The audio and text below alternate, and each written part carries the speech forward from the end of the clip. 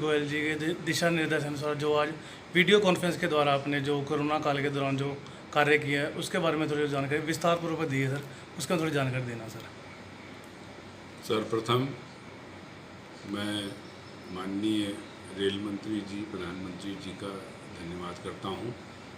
जो कि इतनी मुश्किल समय में भी भारतीय रेल को हर तरफ से हर संभव सहायता देने के लिए वो प्रतिबद्ध हैं और उनकी ही मार्गदर्शन में भारतीय रेल ने अनेक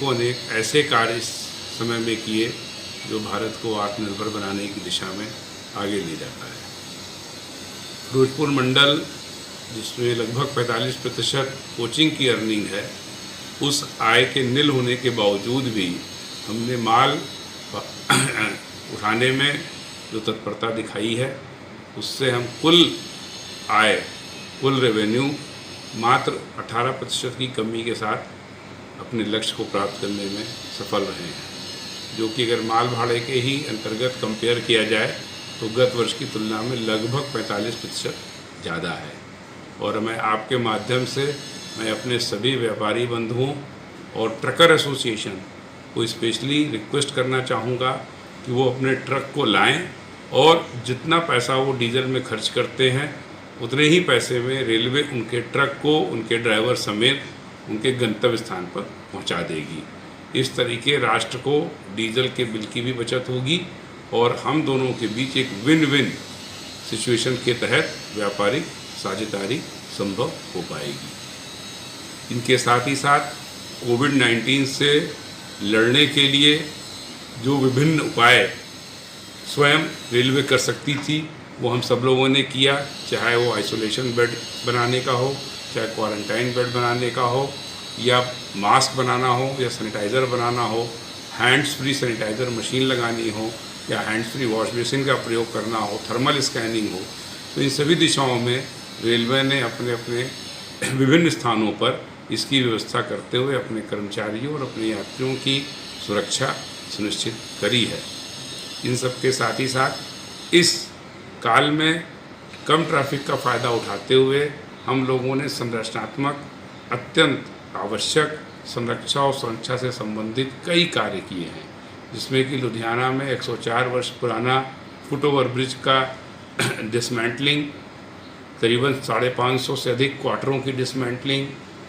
ज्योमेट्रिक करेक्शन के तहत 130 kmph के स्पीड के लिए जो CRS से सेंक्शन मिली है उससे संबंधित कार्यों का निष्पादन, और रेल और रोड यातायात दोनों को बंद करके कम से कम समय में 160 से अधिक लेवल क्रॉसिंग के ओवरहालिंग का कार्य भी सफलतापूर्वक निष्पादित किया गया है। ये सब कार्य इसलिए संभव हो पाए क्योंकि यातायात का दबाव कम था, पर कोविड की परिस्थितियों के कारण लेबर की कमी थी, और फिर भी एक प्लानिंग के तहत ये सब कार्य हमारे कर्मचारी और सुपरवाइजर्स मिलकर, ऑफिसर्स ने मिलकर अच्छी पूर्वक किया, जिसके लिए वो बधाई के पात्र हैं। इन सब के अलावा जैसा कि आपको पता है 1 मई को मजदूर दिवस के दिन श्रमिक स्पेशल को चलाने की घोषणा की गई थी, और मंत्रालय के निर्देशानुसार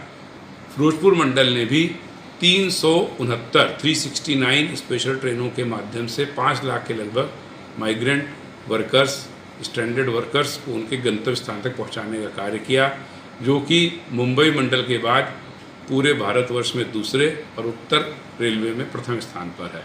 यदि हम ऑन टाइम स्टार्ट की बात करें तो 77% ट्रेनें ऑन टाइम स्टार्ट करके पूरे भारतवर्ष में सबसे अधिक प्रतिशत अर्जित करने वाला अगर कोई मंडल है तो वो भी फिरोजपुर मंडल है। इसके साथ ही साथ बच्चों की पढ़ाई की दिशा में भी बाल निकेतन स्कूल के बच्चों को ऑनलाइन एजुकेशन के लिए प्रयास के साथ प्रारंभ किया गया है। नैरो गेज में भी 3 नए इंजन प्राप्त किए गए हैं, जिनको कि यात्री सेवा शुरू होने पर समय उपयोग में लाया जाएगा। इसके साथ ही